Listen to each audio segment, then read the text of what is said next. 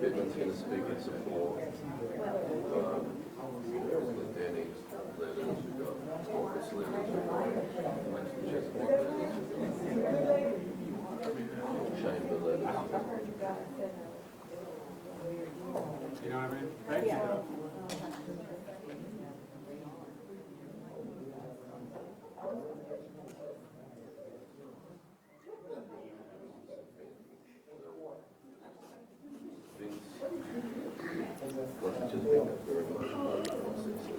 Good evening, everyone. Good evening, everyone.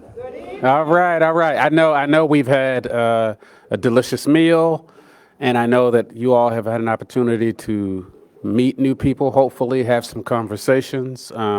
Before we begin tonight's program, I do want to, first of all, extend my appreciation to you all for your patience and for arriving this evening, because it is winding down Black History Month, but we know that Black History Month is American history, and that American history is 365 days a year, and so Black History Month and Black history is also 365 days a year. Just as a recap, this is our fourth installment. We just received word that the installment that we had to cancel because of the snowstorm has been rescheduled for April 22nd. So April 22nd, State of Black Annapolis will take place right here in this room. The theme will be the arts community, developing an historic arts community, and also Black art. And so that should be exciting because we have an amazing lineup on the panel for that night. Is that a Monday also? It's a Tuesday. Oh, this is Tuesday. Yes, ma'am. No, I know the feeling. Believe me, I know the feeling. It's okay.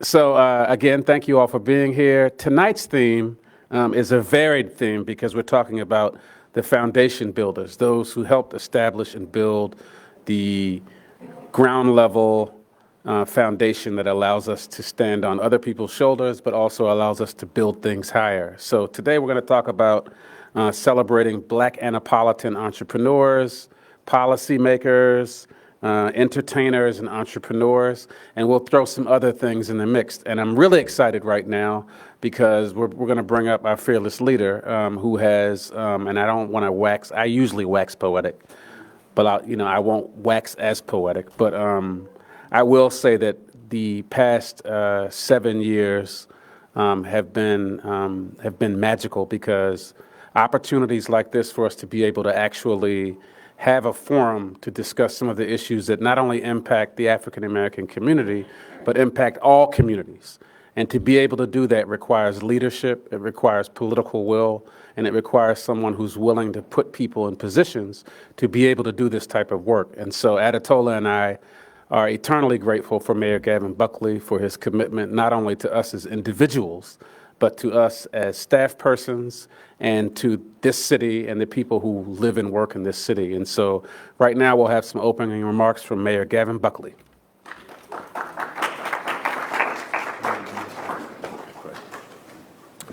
Welcome, everybody. Well, very exciting to be here. Great to be in a place that believes in Black History Month.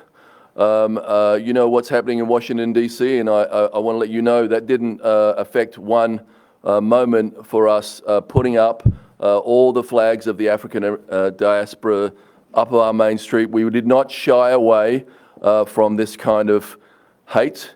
We know that that's not who we are in Maryland, and so this is Maryland, where this is the home of Tubman and Thurgood Marshall and Frederick Douglass. I'm so proud to be from Maryland now, and I can tell you we did our job. You did your job in Maryland, because we are the only state in the country with an African-American governor. Shamefully, only one of 3 that's ever been governor of this country. But we also, on inclusivity, Maryland has led the way. The first immigrant lieutenant governor, the first African-American state's attorney, multiple things are happening. We are woke, and we are proud to be woke, and we're going to continue to be woke. And I believe that Maryland could save the country. So of course we have to step back and let the dust settle on this craziness, but continue to appreciate what African Americans have done to build the great state of Maryland. I love the fact that we're going to celebrate a lot of that history in our new City Dock Reimagined. You know, many people came through this port and made their fortune in America. Many people came through this port in bondage and went on to do great things and change this country and change the world. Maryland is one of the most amazing places, historic places in the country, and we need to talk about all of our history, good and bad. You will see that happening at the new City Dock Park. We'll talk about the fact that we were part of the Middle Passage, but we'll also talk about the middle-class African Americans and what they did to build this economy. Something I'm especially proud of, and sadly it happened around the passing of Vince Leggett, but at City Dock, we will now have the Vince Leggett Park. At the end of Prince George Street, there is one house that was saved. It was Captain Burtis' house. It was a white guy's house. I joke about that a little bit because his family were police, so I'm not sure what they were doing back then, but generally it wasn't good back in the day. But around him, there were the men and women's houses who worked the water, who drove the economy of Maryland, who brought in oysters and rockfish and crabs, picked crabs, did that stuff that really was really part of our identity in Annapolis. And so at that street end at Prince George Street Park, we will celebrate that. There's a great quote that we'll have somewhere in that park from Vince Leggett, used it all the time. There once was a time when a man with a big heart and a small boat could make a living on the Chesapeake Bay. And it's a beautiful saying, and I say it all the time. And you're going to be able to come to that park and learn a little bit about that history, the contribution of the men and women who lived at Hell's Point. You know, there was a time when people didn't want to live on the water, when it was looked down on, right? And now none of us can afford to live on the water because all the rich people live there.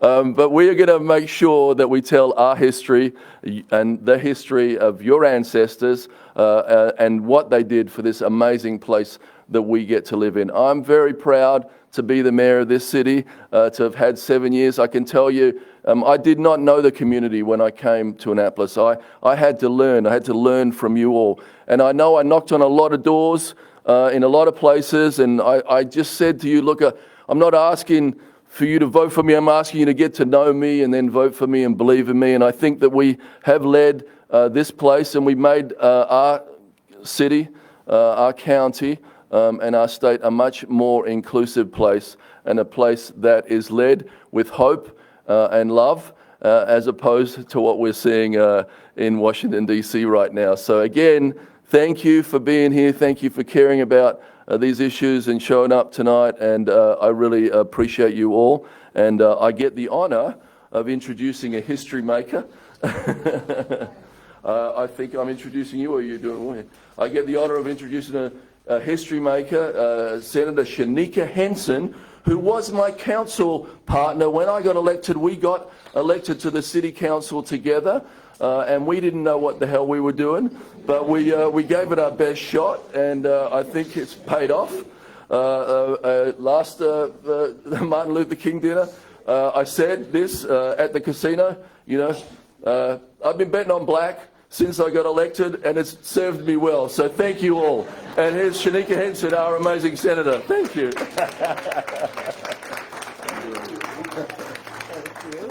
Hello, everybody. Hello. I believe my assignment tonight is to talk about the significance of Black elected officials and Black history in the city of Annapolis. And I think it's a very appropriate theme to include because the first Black person that was elected to office in this state was in the city of Annapolis. William Butler in 1873 was the very first Black elected official to represent anywhere. You think of other parts of the state where Black people are represented in greater numbers. Now you think of Baltimore City or maybe Prince George's County. But it was here in Annapolis, Maryland, where we opened the door and where we started that tradition of electing Black leaders. Fast forward to today, the state of Maryland has the largest legislative Black caucus in the country. We have more Black elected officials that have been sent here to Annapolis to represent their community than any other state in the nation. States where we're greater represented like New York or Mississippi or Alabama Little tiny Maryland, with our 6 million population, we hold that distinction of sending the most black people to the legislature. Not only that, black people that come to the legislature, there are opportunities to advance. We have the first black Speaker of the House in the state of Maryland here, Adrian Jones. We have a black governor that was mentioned by our mayor, Wes Moore. We have a black treasurer, Derek Davis. We have a black attorney general, Anthony Brown. So we are well represented when it comes to leadership in Maryland. We have reached a point where you can kind of, I hope, where you can start to look at those possibilities as unlimited, where if you're interested in politics and being an elected official, you don't have to put that glass ceiling on yourself. I know when I started practicing law here in Anne Arundel County, I left my home county where I live and I practiced law in Baltimore City because there were more opportunities for black attorneys. My name is Shanika. And so when people would see it on a pleading or try to pronounce it in the courtroom or pronounce it in the hallway, the presumption was that I must be the paralegal or I must be the victim's advocate or I must be someone else associated with the process, but not that I was the attorney there to represent my client. But now we have achieved a lot of great accomplishments when it comes to diversity. If you just look at the judiciary, when I first started practicing law, no woman, no black woman had ever served on our circuit court, ever. So it was a quiet presumption that if you were a black woman and an attorney, no matter how good you were, how skilled you were, no matter what you did to distinguish yourself, those opportunities on the circuit court wouldn't be for you. If you wanted to serve as a judge and serve on the circuit court, maybe you should think about moving to another county where that sort of diversity was embraced. But we were able to change that in Anne Arundel County. We have a bill that we're considering right now where people want to end contested judicial elections. So the way that I believe we were able to achieve that is a woman named Claudia Barber. She saw that we had never had a black woman on our circuit court, and she decided to run for that position in a competitive race, put her name on the ballot. She was able to do that because we have a unique system in Maryland where for the circuit court, anyone who meets the qualifications can apply to and run for that seat. Just like anyone could run to be your senator if they meet the qualifications, your delegate, you can do that for circuit court judgeships, and Claudia saw that injustice and decided to do it. She was not successful in running, but she paid a dear price for being a person who was willing to challenge the system and go against what was ingrained and what was, taught to all the black women lawyers, that these opportunities are not for you. She saw that and she saw something different for herself and for her community. But I believe it's because she had the courage to run that we then, when there was a next time for an appointment, we got our first black woman on the court, Judge Elizabeth Morris, who served with distinction and has been a phenomenal judge. But I believe it was Claudia Barber opening that door that led ultimately to Elizabeth Morris and now to Judge Janina Jackson Stevenson, who serves as well. But there are folks who want to get rid of that process. And as I educated myself and learned more about the process, I realized that one of the ways that it had been most effective is in Baltimore City. There was a practice where the governor that we had, he had been the mayor in Baltimore City, went on to be the governor, and he had developed a lot of friends who had helped him get there, where those friends happened to all be white men just like him. So he kept appointing them to the bench in Baltimore, and they were judge and judge and judge and judge. Baltimore City has what's called the Monumental Bar Association, which is an association for black attorneys to come together to work on collective causes to make sure that black attorneys have support and collaboration. And Monumental decided to start running their own slate of judges against the judges who the governor had appointed because they weren't representative of the citizens of Baltimore. So election cycle after election cycle, they defeated many of the people that the governor had put on the bench through their own successful campaigns. So when we look at should we get rid of that process, I've tied these two things together because I almost started to say we have reached a place in diversity where we can expect more and expect to be treated fairly because of some of the gains.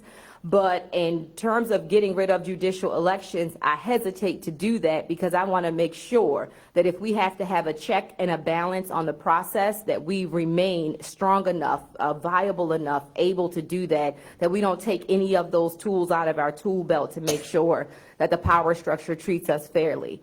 So we're talking about that one. But in terms of black elected officials, my journey into being an elected official, I came onto the Annapolis City Council, as the mayor said, in 2017. I won my first election. At that time, I was, and I think I still am, I was the 5th Black woman ever elected to the Annapolis City Council. And when they celebrated that, I realized that all 5 of the Black women who had ever served on the city council were all still living, and at that time, all still in the same city, because the recency of us being able to serve on the city council stretched back only to 1999, that we finally get opportunities to serve on the city council. So when you look at the long history of the city, founded in 1706, and to think that it took that long for Black women to get the opportunity to serve. And then I look at my seat in the Maryland Senate. I'm the first Black woman to represent Anne Arundel County in the Maryland Senate, but not the first Black person. The first Black person was Dr. Ayers T. Allen. He was elected to the House of Delegates in 1967 and then went on to serve in the Maryland Senate. When you think about that, the distance between Black men and Black women can be 1967 and 2019. Being at the intersection of being Black and being woman at the same time, there are lots of times where you have to fight twice as hard, you have to show up twice as ready, you have to be twice as measured, twice as prepared to be able to get those opportunities that are oftentimes exposed to other people first, be it by race, be it by gender. But it can feel like sometimes you are constantly the last person in line to be able to have opportunities when you are a Black woman. So it is an honor and a privilege to serve and to represent us in the Senate. There are now 16 Black senators in the Maryland State Senate, and that is the most representation we have ever had in the Senate. That's incredible. Of the 16 of us, guess how many are women? 3. Myself, Senator Mary Washington, whose district is split between Baltimore City and Baltimore County, and Senator Joanne Benson, who represents the 23rd district in Prince George's County. Senator Benson is one of the longest serving members of the Senate, and we all respect and admire her leadership. She can share stories about having time that she spent with Dr. King, as a young girl who was involved in the civil rights movement, to the sit-ins she participated in. And her leadership is strong today. We've had an issue with our state police where our Black officers came to us and said that they weren't being treated fairly. They were being passed over for promotions. They weren't getting opportunities for leadership. They were getting unfairly disciplined as it relates to their counterparts. And Senator Benson, in her 80s, took on the fight to make sure that our Black police officers were being treated fairly at Maryland State Police. So she continues to be a very dynamic and amazing leader, and I'm so fortunate that I get to serve with her and learn from her in this role. When it comes to me as a Black representative, I had someone say to me the other day that they were having a conversation with 2 women who were not Black women, and one of them said, "Gosh, I hope that Shanika represents all of her constituents." And they said, "What do you mean by that?" And they said, "I feel like Shanika over-represents her Black constituents." It's what someone said. That was the criticism about me. And I had to, look at my record and internalize that and take it in. You try to grow from every way that your constituents give you feedback. But when I looked at some of the things I've done, I was nothing but proud of the work that I've been able to accomplish. I think that if you look at everything through the lens of what has been, then seeing what should be and what is, it can feel foreign to see a community that perhaps wasn't represented get an opportunity for that sort of support. I look at things I've done, like working with the Banneker Douglas Tubman Museum to include Harriet Tubman's name in that legacy. We have Jan Lee here, who does their comms and is their marketing director. I look at things that I've been able to do, like working with students in our HBCUs to make sure that HBCU students can go to law school tuition free. We have a scholarship program that's a pipeline from our HBCUs to our law schools, knowing that we want diversity in the legal profession. I look at some of the institutions I've been able to support with legislative bond bill money in my district, being able to support Brewer Hill Cemetery, the American Legion, the Elks Lodge, the Peerless Friends Club. And so I hear, I understand what people are saying, but I definitely represent all of my constituency. I believe that when you have a focus that supports the Black community as well, that there is not a single person that does not benefit from that work. You have to go to the people who need the help, the folks who have often been left out of the conversation, triage, and make sure that community is stable as well. Because you can only go as fast as the slowest person on your team, and whether people acknowledge it or not, we are all a team. I think that we are understanding better as elected officials what it means to be a team, looking at some of the deep divisions that are happening at a federal level, looking at the ways that our federal government is now targeting diversity, equity, and inclusion. We have the CIAA conference in Baltimore right now, and one of the major sponsors of the CIAA conference was going to be the United States military. They come there, they do recruiting, their signs are there, their symbols are there, and they're part of the sponsorship package. But because of the Trump administration's executive order banning diversity, equity, and inclusion, they had to pull out of the CIAA conference because it was a predominantly black conference. It was targeted at those schools. And that resulted in tens of thousands of dollars being pulled out of that effort by way of sponsorship dollars. They then informed us that some of the work they do to recruit for our HBCUs, they will no longer be able to do that work because of that executive order. It results in about $400,000 of scholarship money that would have gone to students at HBCUs who are recruited into the military, but those opportunities will be denied to them because of the target that's being placed on black serving institutions. So to honor and acknowledge black history, it feels like it has an added significance right now because we are in a place where folks are asking you to forget that it's Black History Month, asking you to deny that HBCUs were made out of necessity. It was not a choice to exclude anyone. It was the result of being excluded that people created institutions, and God bless them for sustaining them all of these years to still be viable institutions today. So we definitely have our work cut out for us as black legislators in this time, knowing that simply because you are black and so is the person who sits in class next to you and the other person and the other person, you happen to be in a collection of folks who are predominantly black, that now means that you have a target on your back. So I run a board of an institution, and we were having a conversation in the board meeting about what it means with what the federal administration is saying about diversity, equity, and inclusion. We had done a lot of work as a board to include DEI initiatives into the hiring practices, into the way that we were promoting information and reaching out to the community, into weaving it into the fabric of everything that we do. And the conversation that we had to leave it at was, is that going to be in the long-term best interest of the organization now because of what the federal government is promising to do? Promising to strip dollars from education if you maintain your focuses, promises to strip money from programs that serve the needy and the poor if you maintain a focus on DEI. So these are very real challenges, and I feel like this discussion about Black history has a very real connective tissue to where we are today, to the decisions that are being made today, and to the people who represent you today. I see Carl Snowden is in the room with us today, living Black history. Carl reminds me that being the second black person to serve in the Senate from Anne Arundel County, that I, at this time, am in a similar position that my predecessor was. He was appointed to serve in the Senate. I have been appointed to serve in the Senate. But when it was time for the voters to make the decision on who to send back to the Senate, he was not sent back to the Senate. So the opportunity to compete for and to win an election to go to the Senate will be something that will have never been done in Anne Arundel County in all of our very long history. So when we talk about history, we still have opportunities to make history, opportunities to break down strongholds and barriers and glass ceilings, and we still have so much progress left to make. So thank you all for your time and allowing me to be here. Thank you. Thank you. Thank you so much, Senator Henson. Yes. Is it okay if I field a couple questions for you? Sure. Okay. Are there any questions or comments in the audience?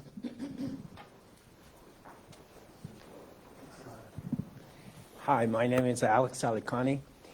I know. Just put it close to you. Put it closer to you.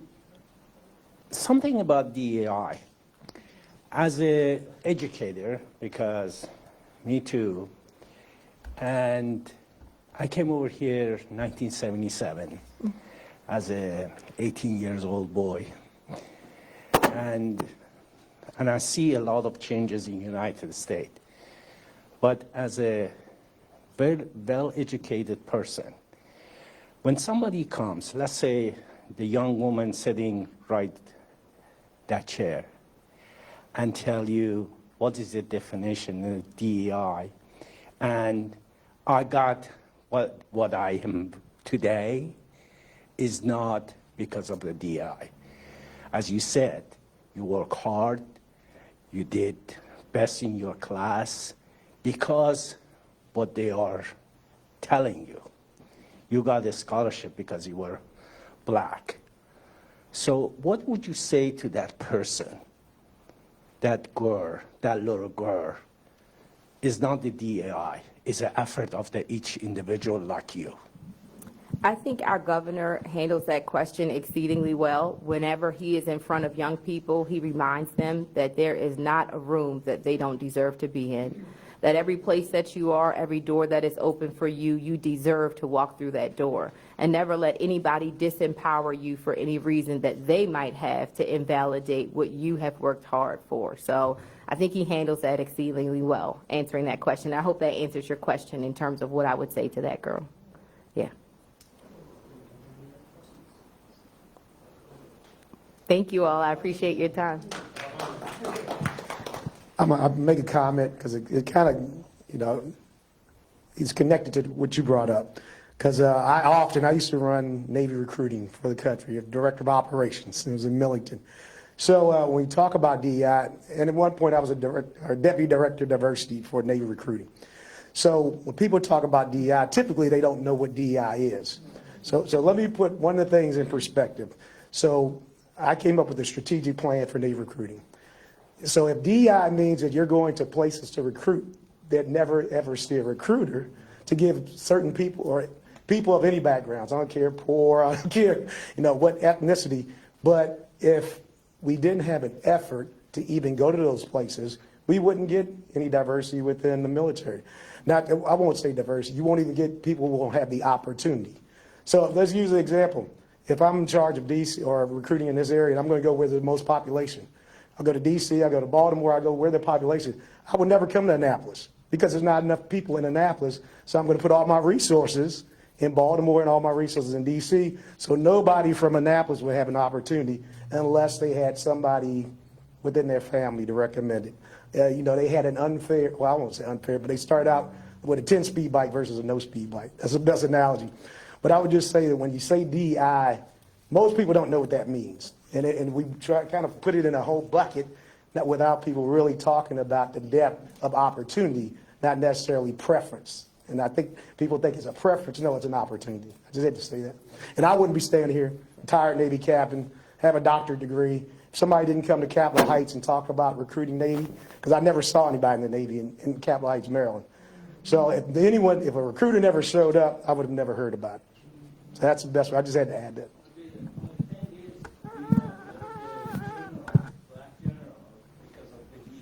That's what they claim. But the man worked harder than ever. I agree. And then how would you want to recruit somebody and it's a lot of capital? How would you answer that question? Thank you. All right.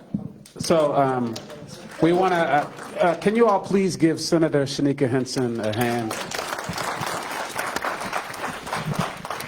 Actually, I'm incredibly biased, but for a number of reasons, I think we should give her a hand.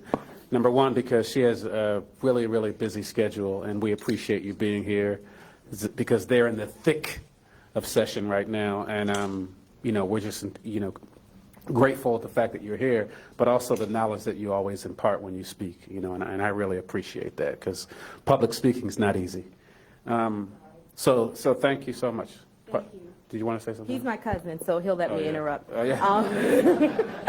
My Chief of Staff, Burl, just got here. She just wanted me to announce that on Thursday, we're doing district night at the State House.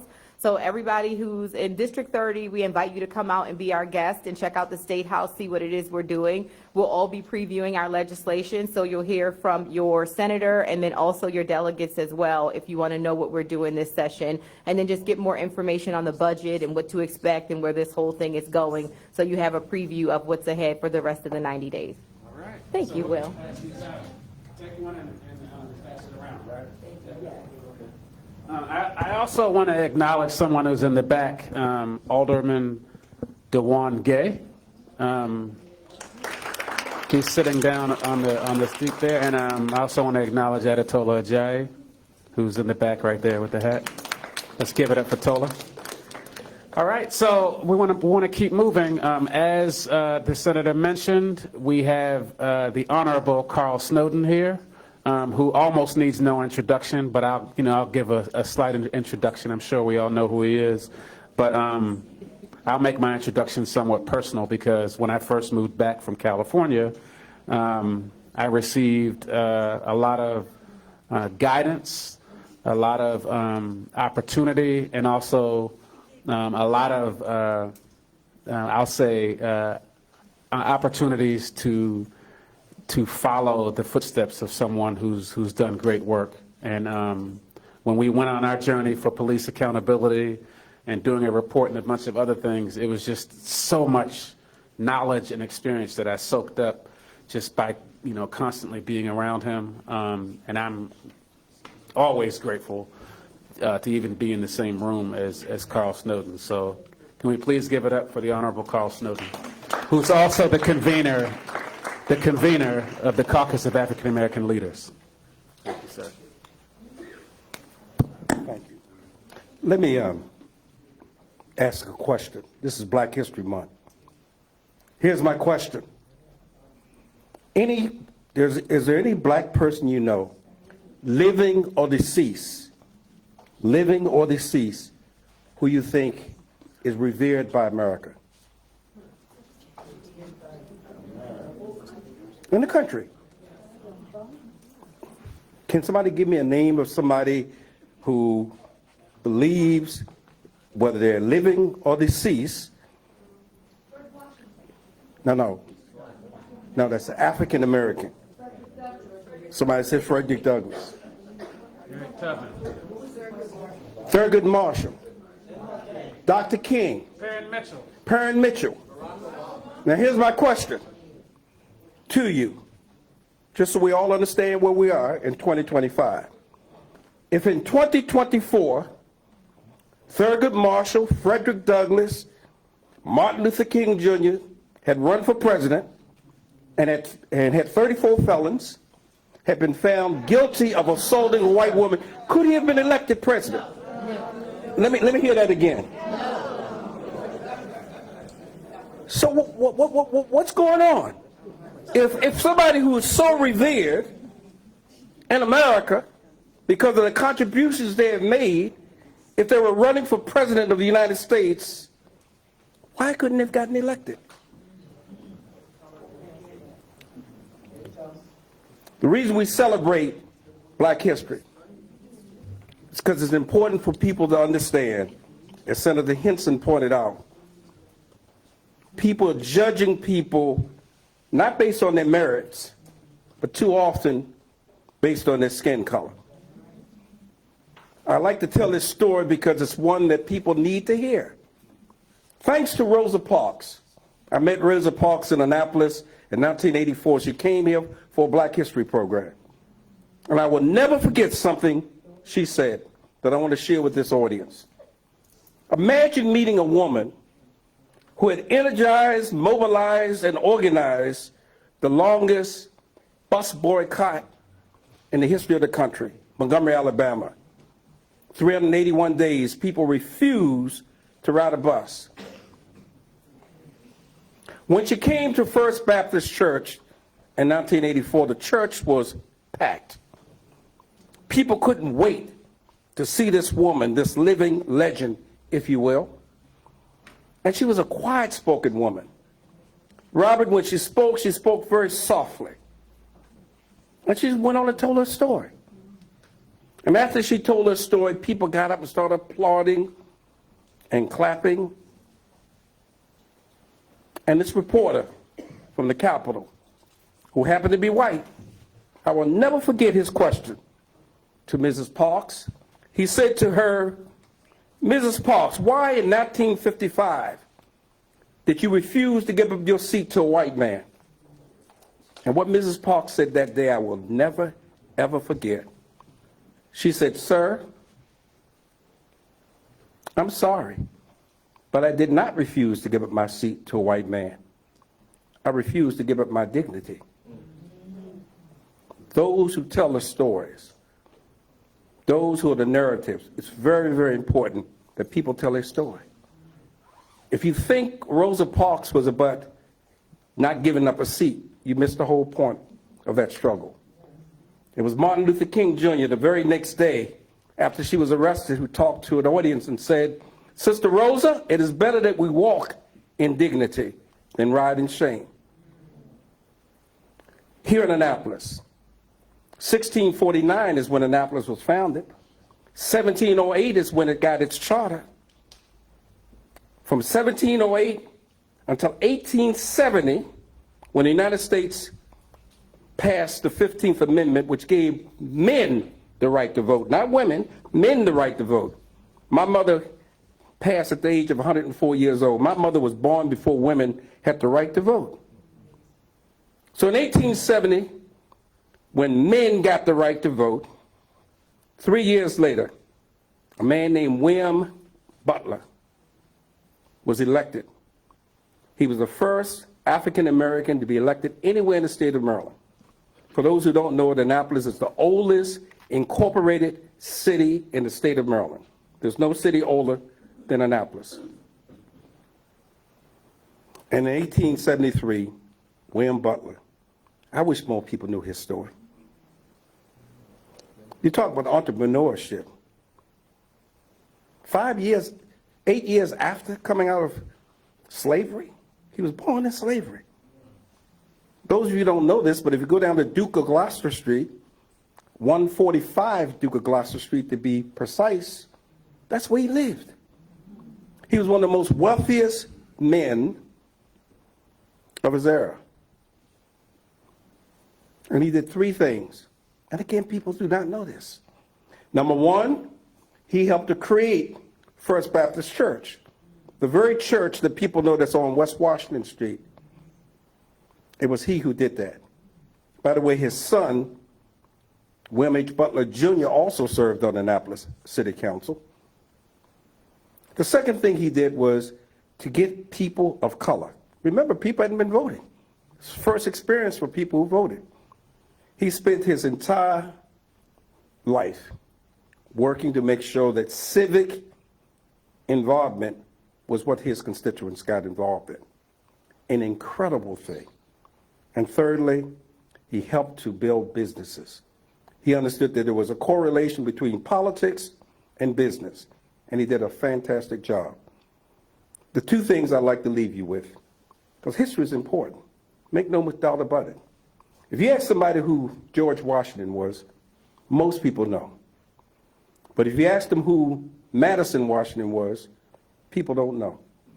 And those of you who have your cell phones, you were to Google Madison Washington, what you would discover is that Madison Washington, 20 years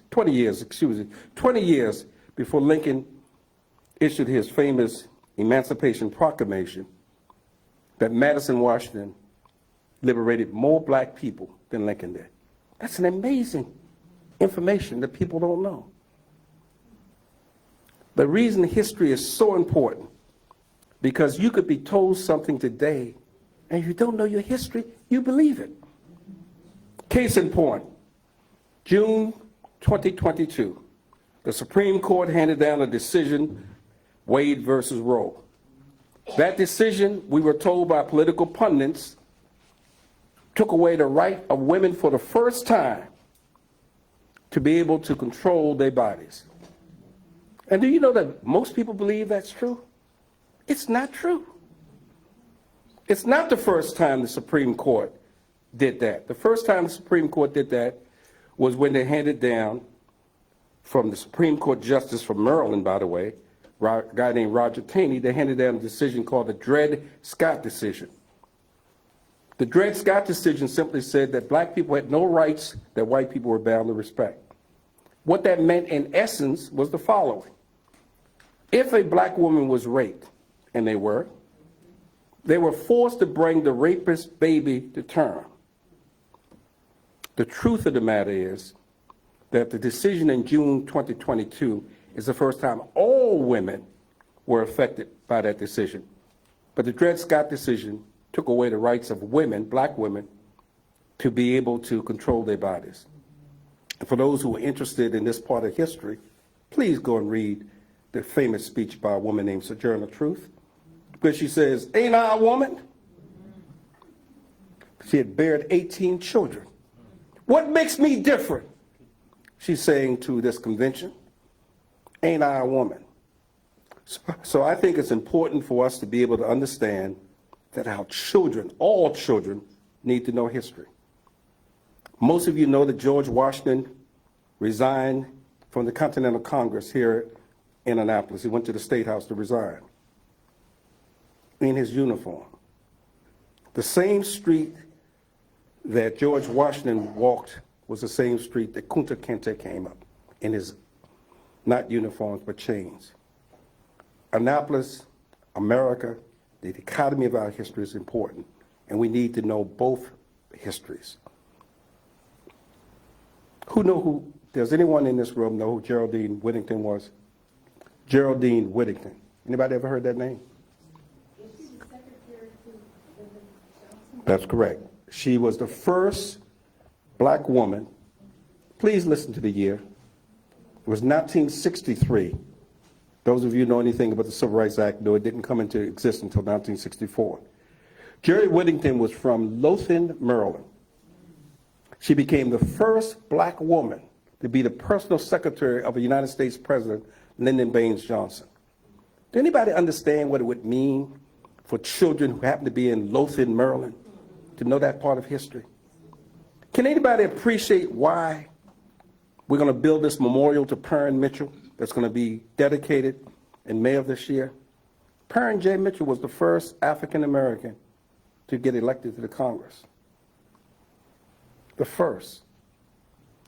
These pathfinders, these trailblazers, it's important for all of our children to know that. I graduated from the Key School, as some of you know. And one of the things we used to do at the Key School, we had what they call independent study. You could select anything you wanted to study on, and you could do it. And it was a great book I read called Grapes of Wrath. Some of you may remember that, written by a guy named John Steinbeck. And there's something in that book every time I think about it. Books can have an amazing impact. I'm so glad this is being taken place at the library. If I had my way, I'd have every child put down a computer and come to a library. Just the information that we could have. John Steinbeck tells this story as I move to the closure. John Steinbeck is living in a time in the 30s where people who happen to be migrant workers are being treated unfairly. And he decides that he's going to work with somebody to help to change the conditions of these poor people. So he comes to a camp in California is where this story takes place. He comes to this camp in California. Here's all of these people. They didn't know him and he didn't know them. But he wanted to be able to organize them, and as fate would have it, the person who was the head of that particular camp, daughter, was pregnant and went into labor. And the main character is a guy named Jim, and Jim says to his people, we've got to help with this baby. And so he started giving orders to people. He said, we're going to need somebody to go get some wood. We're going to need somebody to get some hot water. We're going to need somebody to get some anything white clothing. And the guy who's with him is a young apprentice named Jim, and Jim looks at this guy who's giving him this order and says, I didn't know you know how to deliver babies. He said, I don't. I've never delivered a baby in my life. Jim then says to him, well, how come you've taken charge? He said, listen, we'll talk later. What I want you to do is you make sure you go out into this camp and make sure you get something white, something clean from every single person in the camp. And Jim follows his command. He goes out and collects all this stuff. The baby is born. It's a successful birth. People sitting around the camp. Everybody's overjoyed. And then Jim comes to Mac and says, "This is phenomenal. You've done a great job, except you made a mistake." He said, "What is the mistake I've made?" He said, "You told me to go out and collect from everybody in the camp something white, and I did that. But we got all this stuff left over because we didn't need all of that." And Max says to Jim, "What I want you to do is to make sure that you go back into the woods and burn everything." And Jim looks again at Mac and said, "Burn everything? Some of these people went into their hope chests. These are poor people. Why do you want me to do that?" He said, "Just do what I tell you." So he reluctantly goes and burns everything. And then he comes back and he's angry with Mac. How could he do this? Why would he do this? And he says to Mac, "Why did you make me do that?" And Jim says, listen to the conversations that's going around this room." And as Jim started listening, he heard people say, "My father went and cut the wood so this baby could be born. I bought the hot water." And they each talk about how they had made some contribution to the birth of this child. He said, if you take away from people the ability to be able to enjoy their struggle, to be able to see the victory of it, you want to make sure that every single person feels that they were involved in the birth of this child. The reason I wanted you to take that out, because I didn't want you to take from them what they had. The baby that has born, they believe they were they were the reason for it. And so much of history is about the people we will never know, names you will never remember. Some of you in this room are old enough who are longtime Annapolitans know a man named the Reverend Leroy Bowman. And Reverend Leroy Bowman would often say this, "You're listening, but you didn't hear me."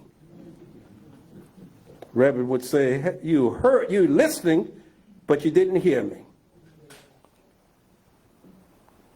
When we think of our history, when we think of what has happened in the city of Annapolis, it's phenomenal. But here's something that's coming that I want everybody to be aware of. It will not happen during Rhonda and the current mayor's term this year, but it's going to happen in 2 years. And we're going to be faced with a question that's going to demand leadership. Most of you know that we have a number of public housing units in the city of Annapolis. Most of you are aware that the federal government is a primary funder of this public housing. Some of you may not be aware that the Trump administration have announced that they're going to be cutting funding for public housing. It's going to take about a year for it to manifest itself. What will we do with that? How will we respond to hundreds of people who could potentially be facing homelessness in our city? My mother, who lived to be 104 years old, told me two things that resonates with me as I get older. One, she said, time is not an ally. I didn't know what she meant by that. I got it now. Two, she said, don't waste time. It's the one commodity you cannot get back. Use your time wisely, she said. 1929. My mother was alive. The greatest economic depression that ever hit the nation happened in 1929. And for those of you who are too young to know this, in 1929, there was no Social Security. Didn't exist. In 1929, for those of you who may be too young to remember, racism was pervasive. Segregation was the law of the land. Annapolis was a segregated city. So I went to my mother before she passed, and I would have long conversations with her when she was 80 years and more. And I asked my mother this question one day. How was it possible that black people in 1929 survived. No Social Security, no social programs, racism was prevalent. How did they survive? And she told me the following. She said, son, in 1929, we didn't turn on one another, we turned toward one another. She said that people in Annapolis who were watermen would go to the water and fish and crab and get the products coming out of the water. Her father was a farmer down in Davisonville. He would grow fruits and it would barter. So if you were a person who was a teacher, in exchange for you tutoring their children, you would get either fruits, produce, or something in exchange. People turned toward one another. And as we are about to see what's coming with the Trump administration, there will be a huge requirement for us to turn toward one another. Martin Luther King Jr. left us with two messages. One we get. Dr. King said, whenever we join hands, people of goodwill, we change America. Women got the right to vote in 1920 because people of goodwill joined hands. Martin Luther King Jr.'s birthday became a national holiday because people of goodwill joined hands.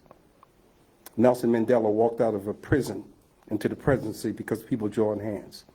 Whenever we come together, people of goodwill, we change America. But the second thing he told us, and this is the most difficult, Dr. King said we have to learn to love one another. So if you just turn to your neighbor, either on your right or left, and look him or her directly in the eyes. The eyes are the windows to one's soul. Please look at your neighbor directly in the eye and just simply say, I love you.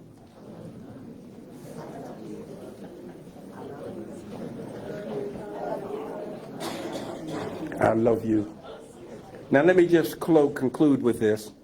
When I was 14 years old, a young girl told me I love you, and the next day she was with somebody else. So I really know what love is. Love is when somebody tell you I love you. You should be able to feel that. Look one more time. And if you think I'm kidding, Will did this with a woman named Amy, and he married her afterwards. You can tell when love is real. One more time. Could you say to your neighbor, I love you? I love you. Thank you and God bless.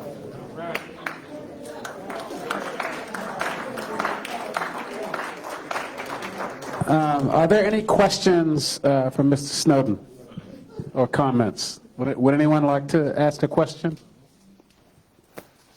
All right. Thank you so much.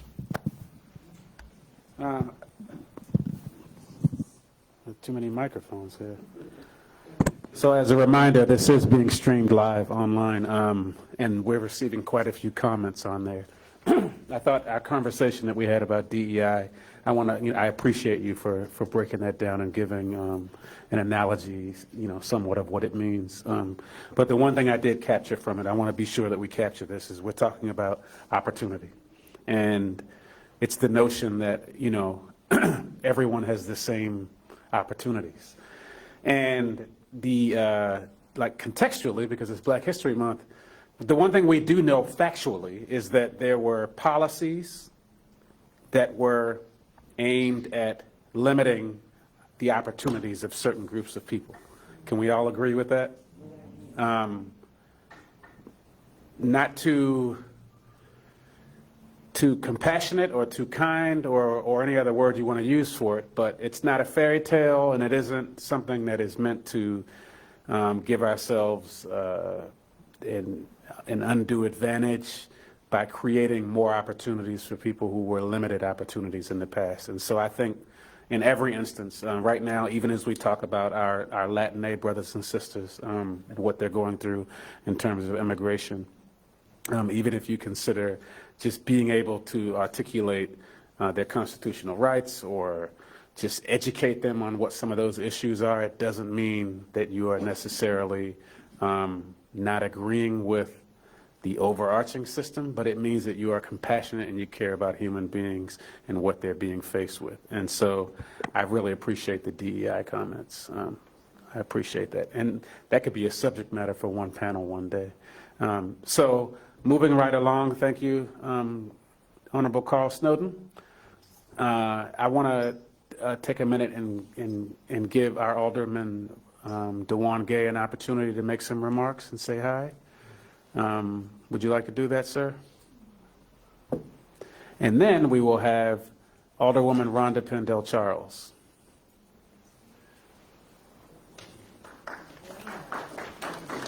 There you go, sir. I will be very, very brief. Obviously, appreciate the words that Carl has spoke.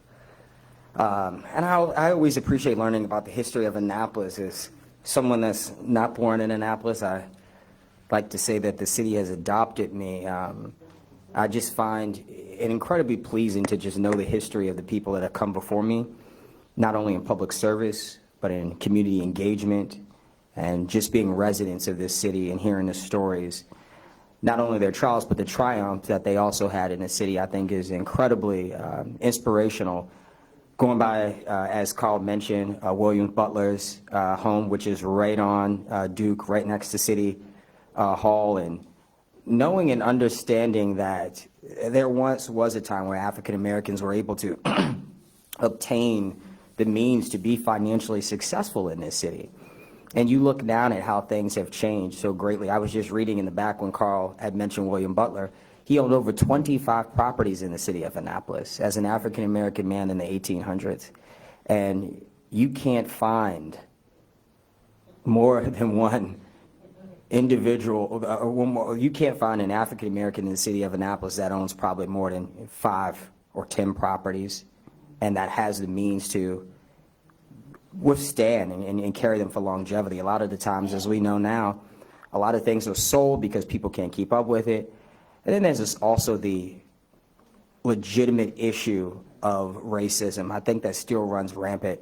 And we talk about this often amongst the council and amongst the staff. And how do you use the roles that we are blessed to be in a position in and blessed to be elected in to change the narrative and really to give power to those communities that have lost it? I think of my colleague, Alderwoman Pendell Charles and Alderwoman Finlayson, when they tell me the stories of how they went downtown and shopped with their families and how Annapolis was so different to them. And Alderwoman Finlayson, we actually were having lunch and we're in Lunis's market, or Leewood Market, I'm sorry if you all don't know where that is, it's in Eastport.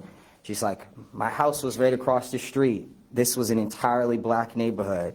You know, this church was been here forever and everybody went to church here and we swam here, and it's just like, look at it now and it's completely different. It's incredibly heartbreaking.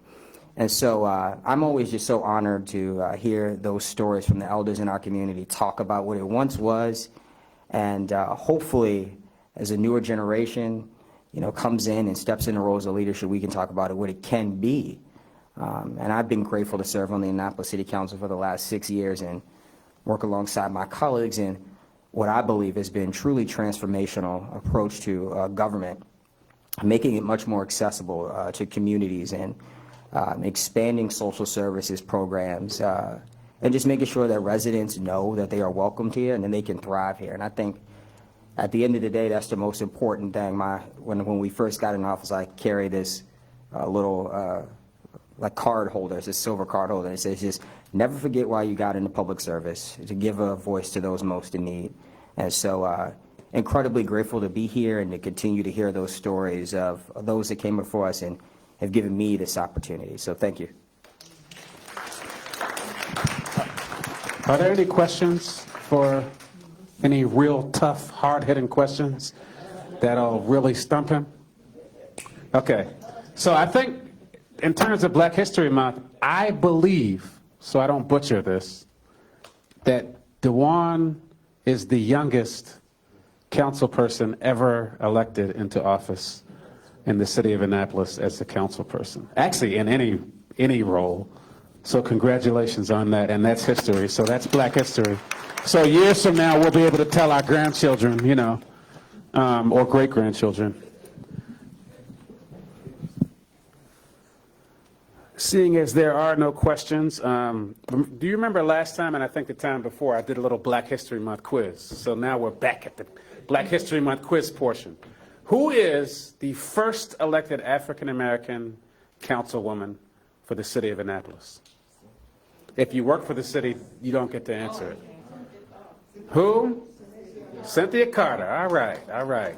Okay. Your prize is going to be in the back. I think it's I think it's an all-inclusive trip to in town.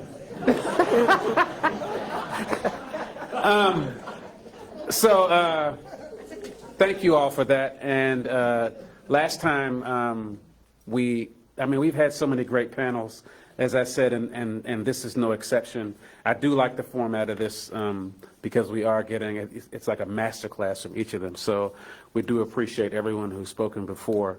Right now, I want to introduce Alderwoman Rhonda Pendell-Charles, whom you all received, if you were here in some of the other discussions, a pretty deep dive on parole and her family, and also history and what it meant to be and live in parole in the past. And right now, she's going to come up and impart some more words on you. So, Alderwoman Pendell-Charles, thank you. Thank you, Mr. Rao. And I've been listening to everyone. And I'm a person who always asks why. Why and how did we get to this place? When we listen to all the stories and some of the negative things that have been said tonight regarding history and African American history, how did we get to this point?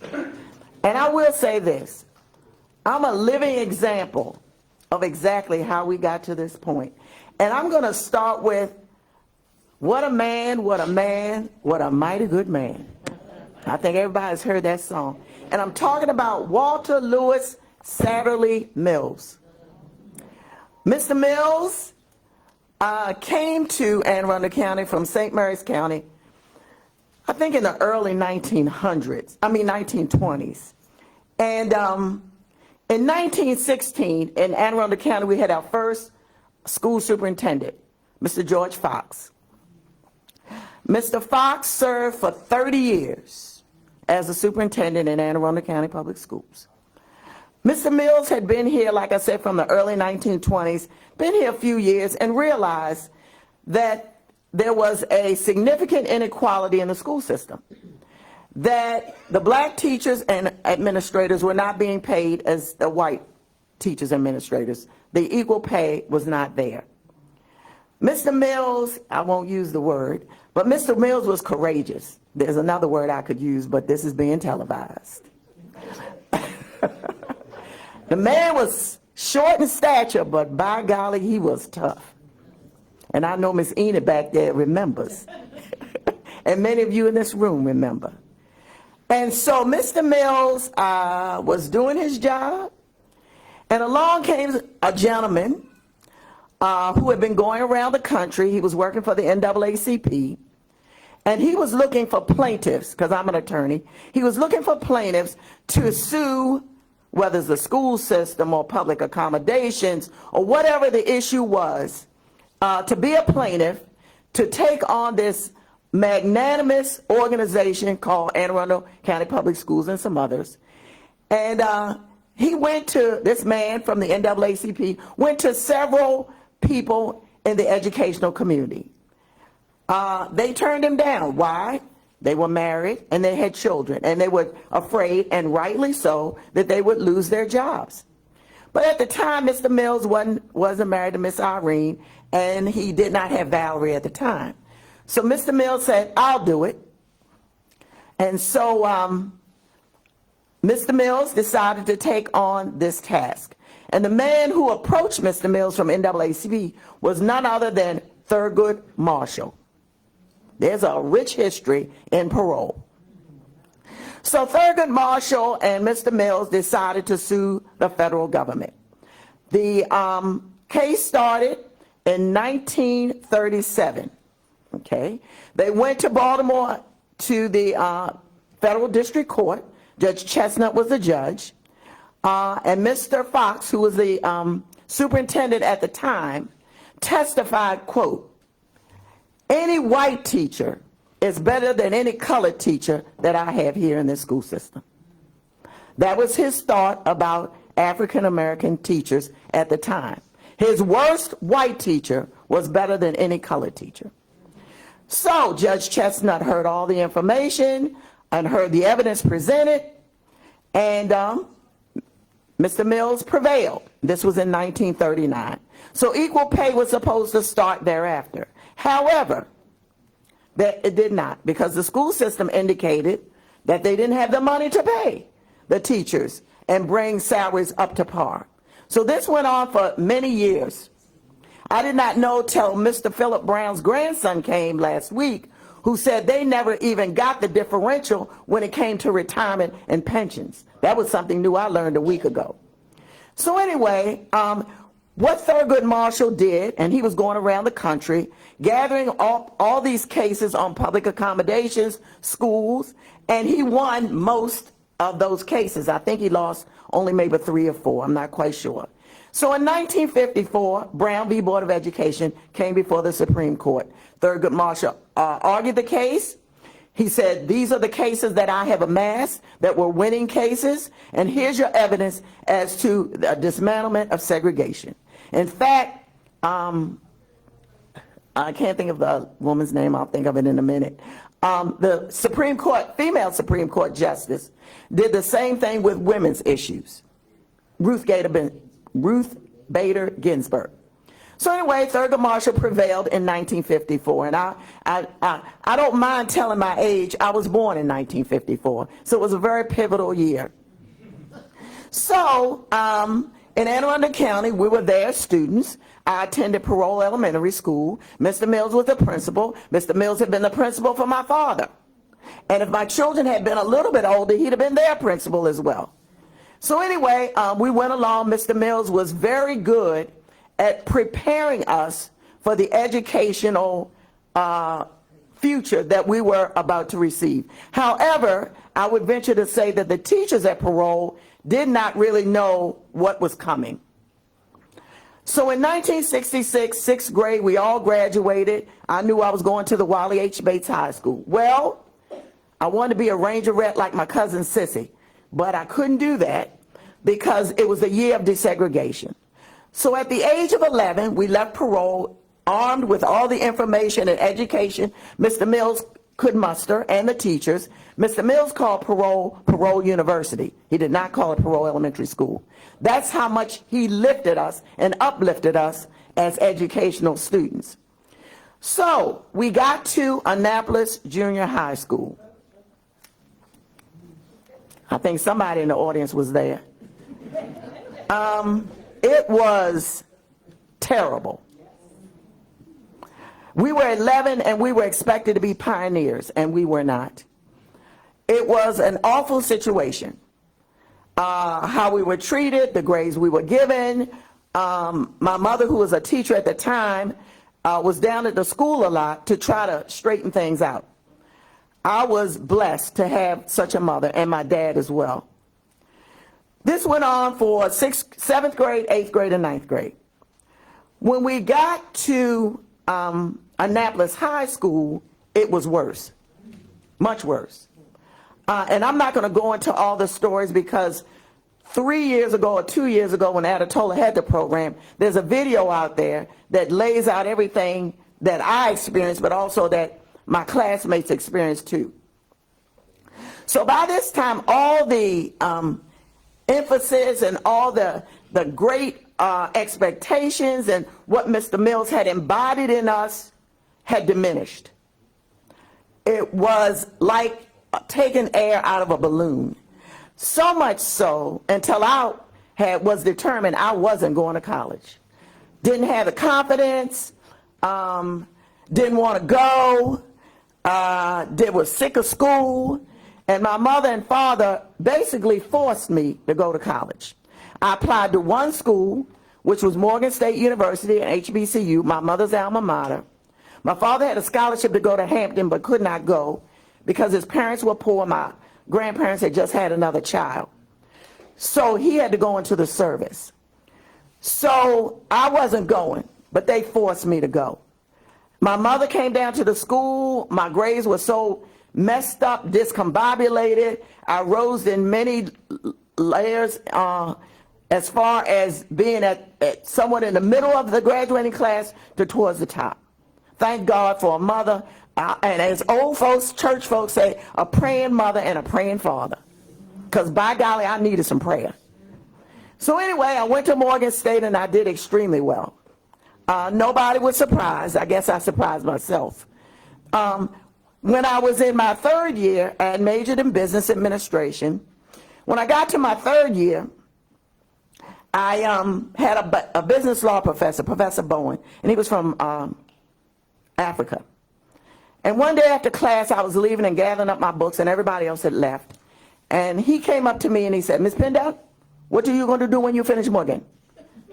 And I said, "I have no idea," which I had no idea.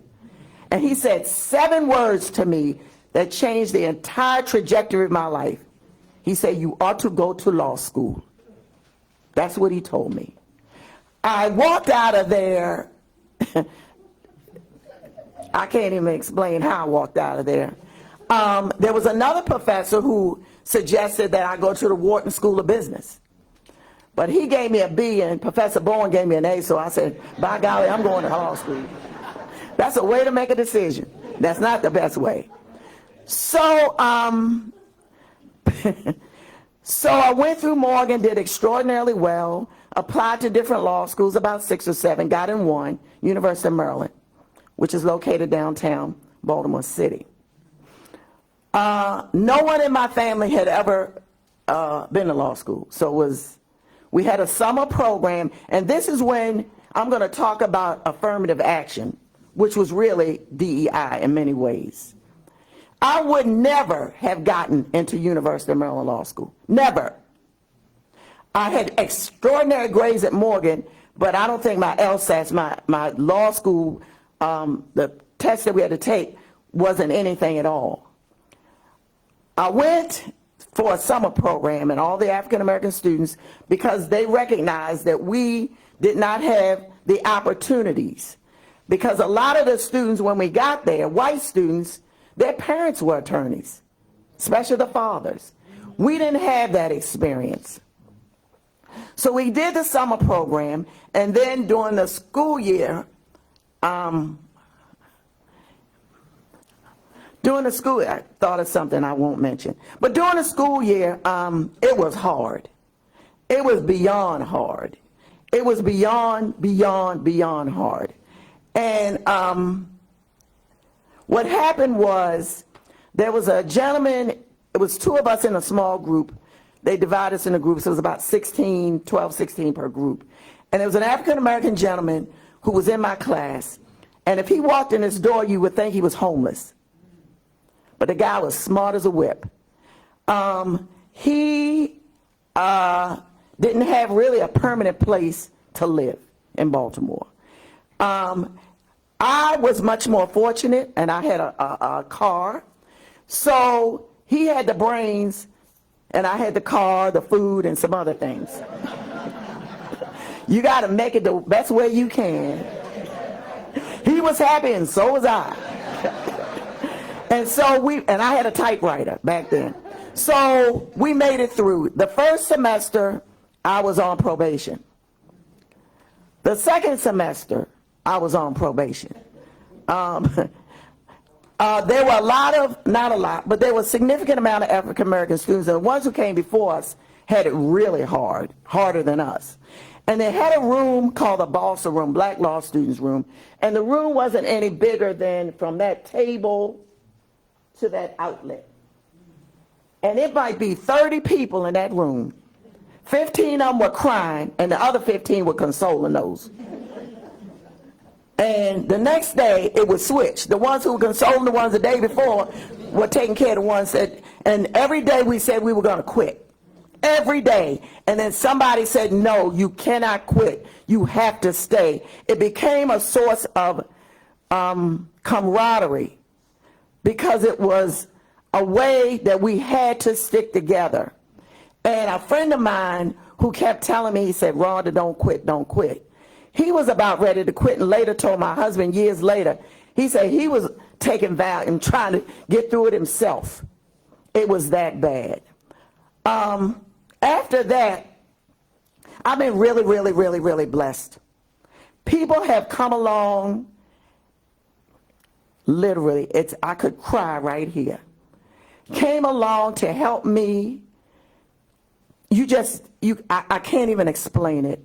I was working at a place in Annapolis, and it wasn't going well. The gentleman who hired me was a customer. I used to work at Maryland National Bank on Church Circle for 4 summers. Nice guy, hired me, wonderful. I didn't even have an interview because he remembered me as the bank teller. But he left and someone else came. And one day this gentleman told me, he said, you'll never get a promotion. And, you know, he was very critical of my work, but he was critical of everybody's work, which was fine with me. It didn't matter. As long as you treat me the same. But he was bound and determined that he was not going to give me a promotion, no matter what I did. I said, oh, Lord, what am I going to do? I just had a baby. I happened to be walking on a path, literally. And I tell young people, you never know who's on your path. I ran into Professor Larry Gibson, who was one of my professors at Maryland Law, who was a best friend of Kurt Schmoke. And he came, I was walking, I must have had my head down probably, and he said, Rhonda, and he's from Baltimore. He said, what are you doing here? And I told him where I was working. And he said, how's it going? Like most teachers ask you. I said, well, it's not going too well. And he said, well, you know, and this was in November of 1983. He said, you know, Kurt just won the election at the state's attorney's office in Baltimore City. And I said, yes. He said, how would you like to come up and spend a half a day with us to see if that's something you would like to do? Because they had about 100 attorneys, but only 2 or 3 at the most were African American, which meant it didn't reflect the Baltimore City population. So I went up there for a half a day. I figured, what have I got to lose? So I went up there for a half a day, and they come to me and they say, what do you think? Are you interested? I said, in a job? Yes. You're hired. Hire me on the spot. It was the most transformational opportunity I ever had. Ever. I got there, I will say the first 2 weeks I had a headache every day because it was a total change in what I had been doing. Lots of people, lots of personalities. But after being there for 2 years, I got a promotion. I was made head of the charging unit and training for baby prosecutors, those who were their first jobs as attorneys. So we had 20 attorneys, 15 support staff, and we handled in that unit alone over 30,000 hearings a year. 2 years later, at the age of 31, I got another promotion. I started with a prosecutor, then I got a promotion to the charging unit. Then when I was 34, I think, I was promoted to deputy chief of the juvenile courts division. It was a huge, awesome experience. I also trained police officers at the police academy. At the time, we had 300 attorneys, 150 support staff, about 3,500 police officers, and also about 750,000 residents. So it was a huge opportunity. It was a lot of volume. It was a lot of people. But you had to learn to get along with everyone.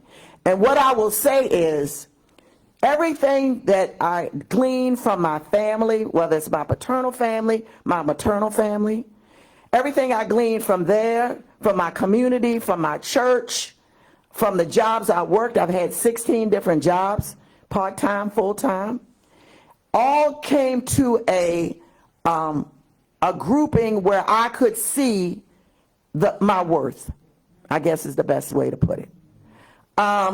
I could see where people valued what you did. And one day I was at I was at the Wabash Courthouse over on the west side, and people are screaming and yelling, and that's just was the nature of it. Anybody here on the case? Oh, Will Rao, and you had to scream it out down the hallway so everybody could hear you.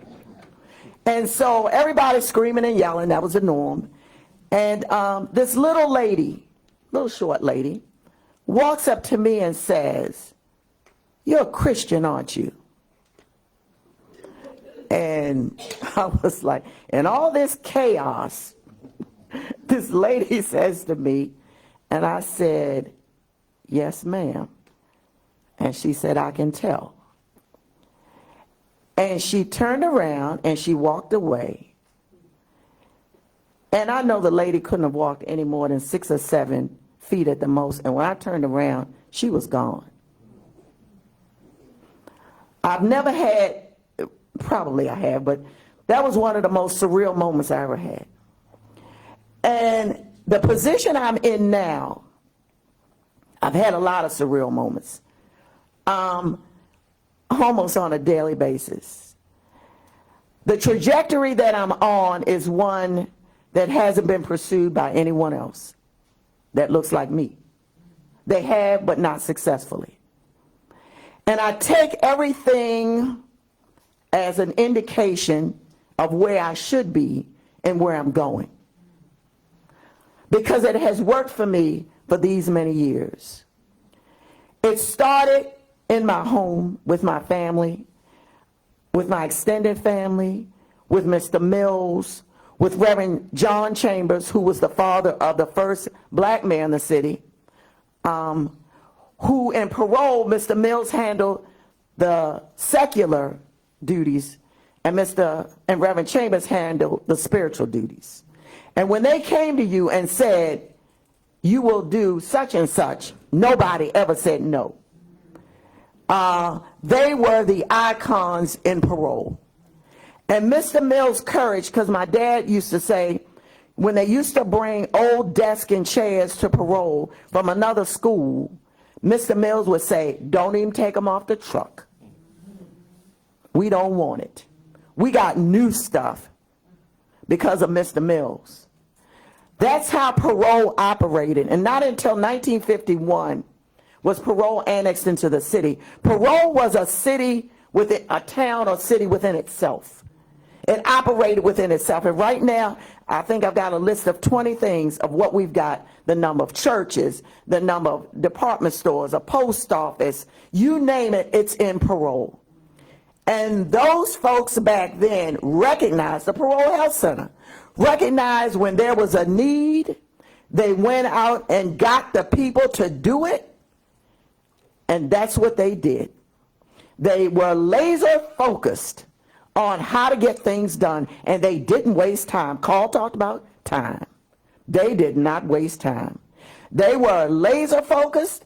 They got it done. They knew all the right people to get it done. My dad, who didn't have any health experience, was president of the Parole Health Center for about 20 years.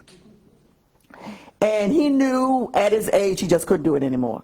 And that's another thing. When you recognize that it's not your time at that time. So my dad said to me, he said, "I need to find somebody to take it over." So he thought about it for about a month or so. And he came up with, and we call her Teeny. Everybody knows Miss Alice Wright. And she was a nurse at Crownsville for many years. She retired. And I said, "Daddy, why'd you ask Miss Teeny?" He said, "Because when Teeny goes down to the health department, they can't pull the wool over her eyes." And Miss Annabelle Herbert, who passed away very recently, I talked to Miss Louise Powell, and she said when Miss Annabelle was our cafeteria manager, and Miss Louise related the same story to me. Miss Louise said Miss Annabelle came to her like my dad went to Tina and said, and Tina was very reluctant. And Dad said, "Tina, I'll hold your hand. I'll do everything I need to do to get you and send you on your way." And Miss Annabelle did the same thing for Miss Louise, because we believe in a succession of leadership. You have to learn from the last one. Not that we all don't learn together. And I've told this to Alderman Gay. His voice on the council is huge because it's a young voice. So it is very important for us to listen to all voices. But there is always a leadership position or positions that we look up to. And that's what I grew up under in parole. Back in 2016, the city came to me and said that they wanted to do a walk parole brochure where basically we had highlights of what was in parole. And we had that brochure, the city paid for it, and a lot of people have them. We also back in 1995 had a parole week for I think about 10 days. And this was brought about because back in 1990, there was a rumor, I'll call it a rumor, coming from the Board of Ed, that Parole Elementary School was going to be closed. Closed. Now, this school had been in existence since 1916, I think, yes. And so I was upset about it, to say the least. But I didn't know what to do about it. And so I decided to reach out to the most powerful people in this place. Mike Bush, John Astor, Dick DeMata, Ms. Claggett. Those are our elected officials, Chris Trumbauer. The elected officials, Janet Owens. I reached out to them and said, can you help us? Because we do not want this school to close. And they said, yes. One night, and the Board of Education has this several times during the year, usually during this time of year, their budget hearings. We were going to take a van to Old Mill High School in Glen Burnie. Miss Hannah Chambers, the wife of John Chambers, was sitting behind me, and I had written something. And I turned around because Miss Hannah and my mother were best friends, and Mr. John and my dad were best friends. And I said, Miss Hannah, look at this letter. Should I read it? And she looked at it. She said, yes, Rhonda, read it. And I read it. And it transformed everything. Not only did the school system not close parole, but in putting several $1 million worth of renovations, yes, we were put ahead of many other schools for that renovation. And that's when I learned the power of being an elected official. Because I was not interested in this position at all. And Classy Hall, my predecessor, came to my husband and said, I'm ready to step down. Do you think Rhonda's interested? He said, oh, no. Rhonda is not interested. Rhonda sees politics as something else. And so she came back to him. He said, no. She said, you talk to her. And I said, and then I thought about the Mike Bush and the Chris Trumbauer and all those. And I really respected them a lot. And I said, if I'm going to run, it'll be based on what I have seen in them. So my husband said to me, he said, Rhonda, you do a lot of community work. You've been doing it for years. It's time for you to step up. And he said, you'll get a lot more done being an elected official than you are as a community person like you're doing now. And I said, what do you know? You're an accountant. He said, trust me. And I did. And it has been a great, successful run for 11 plus years. And now I'm on my way to looking at and pursuing something I do believe is much more impactful. And I'm grateful for the opportunity. I've gotten a lot of extremely great feedback through my entire career.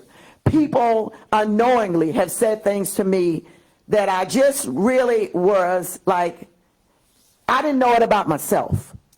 And I think we all go through those times where we need to reflect. But what I will say is this. The times and troubles throughout the school system is one part of the story. The second part of the story is in Annapolis/Anne Arundel County, the majority, I would say probably 75–80% of the African Americans worked in about 6 different places. The Naval Academy, whether it was the laundry, whether it was pressing, whether it's cleaning, maintenance, whatever it was. Second, Crownsville State Hospital, NSA Fort Meade, the old plastic plant in Odenton, the school system as teachers and custodians, and the old 4th Ward in Annapolis. Well, as time went on, we saw the Naval Academy becoming privatized. Before that, people had great benefits. They had vacations, sick leave, privatized. None of that. Crownsville State Hospital closed. NSA Fort Meade also came to the point of being privatized in many ways.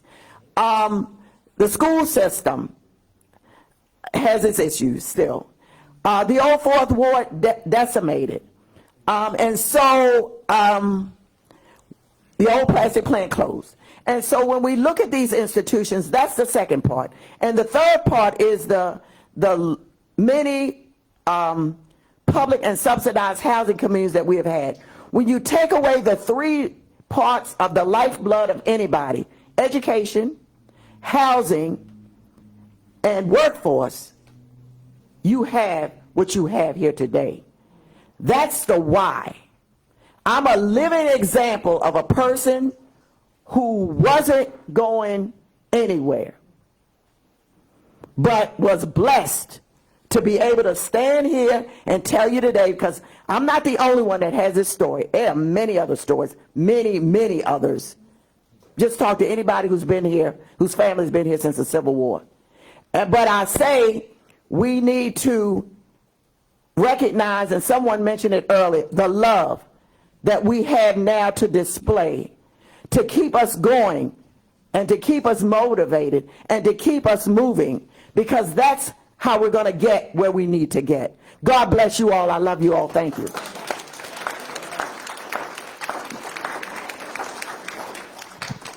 Thank you. Do we have any questions? Yes, ma'am. Make sure you hold the microphone all the way to your mouth. Good evening, Dr. Angela Mikolai. Thank you for your comments. There's this mythology in the United States that that an individual can rise up and become someone all by themselves because they're so brave, and the American dream is open to everyone. But I've always believed that it took four things to be successful, and your stories tonight exemplified that. The first is you have to have some innate talent. The second is you have to have the motivation to want to make a difference and to use those talents. The third is a person or persons in your life who see you on that path and serendipitously or purposefully give you the opportunity, and you have to be smart enough to seize it. And finally, luck is a small part, but you have to be at the right place at the right time. So I just wanted to thank you so much for sharing all that you did with us. I learned a lot, and I know the audience did as well. Thank you.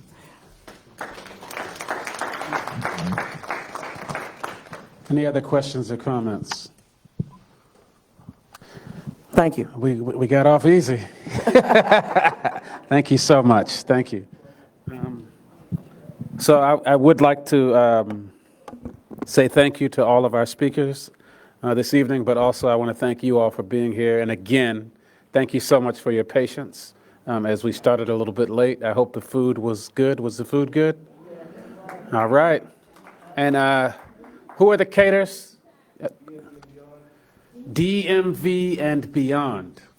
So some good food. We want to thank the library for giving us this room and for being so gracious and being so patient. And we have an update. Oh, I told them already. So the makeup date. Who remembers the makeup date? April 22nd. All right, that's what's up. April 22nd, the same time, same place. All right. Are there any lasting and parting comments or words before we leave? Yes, ma'am.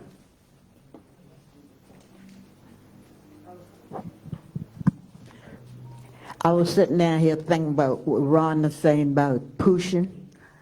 When I was a little girl, I was taken to different homes, and I don't know if you remember Miss Madore Owens out parole, and I didn't know she was a foster mother. She kept me when I was little. And later on in life, I pushed myself because I know people helped me along the way. I pushed myself because I wanted to be a physical education teacher. And when my daughter went to Tyler Heights, I was there. I wanted to be a nurse to take care of people because people took care of me when I was young. I became a nurse by the grace of God. I went to school and around a community college. I went to Department of Asian. They sent me to community college, and I graduated. And I became a nurse.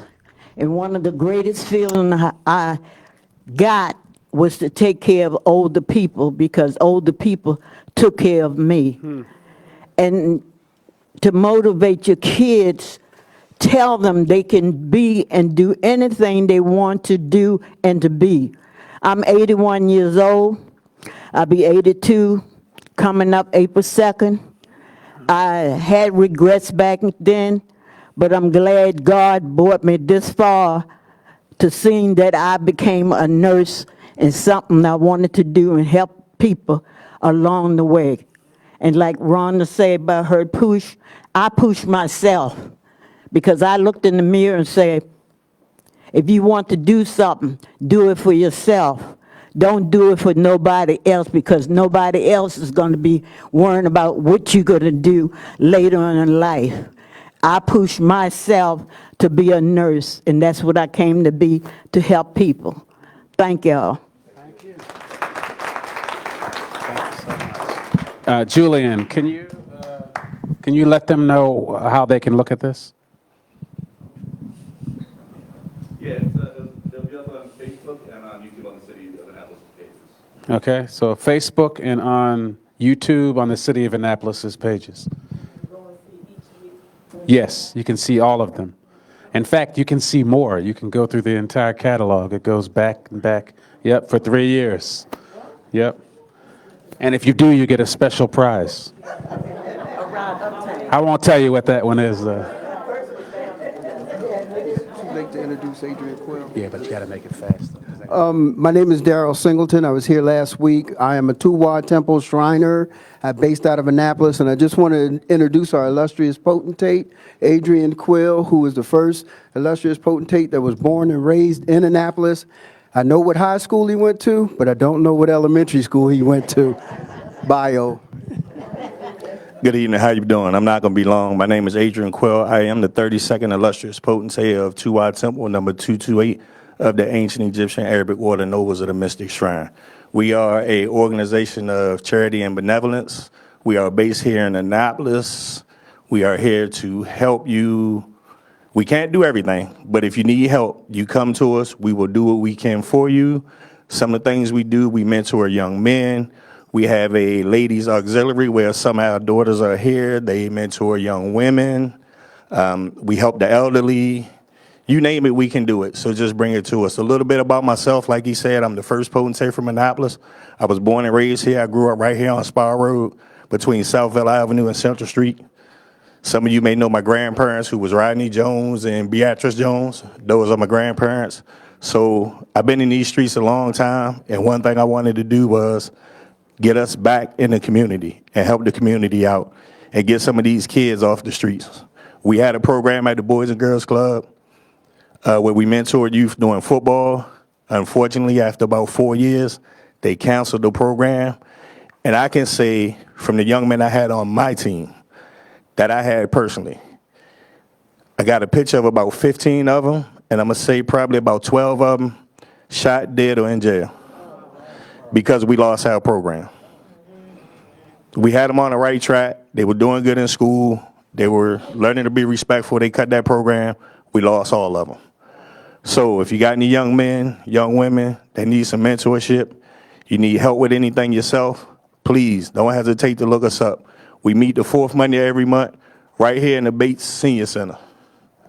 You can find us, look us up. We'll do what we can for you. We can't do it all, but we'll do what we can. Thank you.